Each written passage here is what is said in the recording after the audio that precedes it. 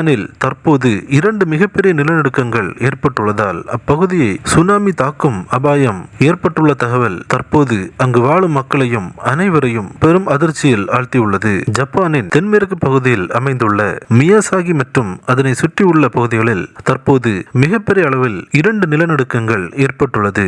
இவை ரிக்டர் அளவில் 6.9 மற்றும் 7.1 பதிவாகி உள்ளது. இந்த நிலநடுக்கத்தால் அங்குள்ள கட்டடங்கள் அசையும் காட்சிகள் பார்ப்பவர்களை அதிர்ச்சியில் ஆழ்த்தியுள்ளது. மேலும் மியாசகி பகுதியில் சுனாமி அலைகள் எழுந்து வருவதால் அப்பகுதியில் உள்ள மக்கள் பாதுகாப்பாக இருக்கும்படி உத்தரவிடப்பட்டுள்ளது.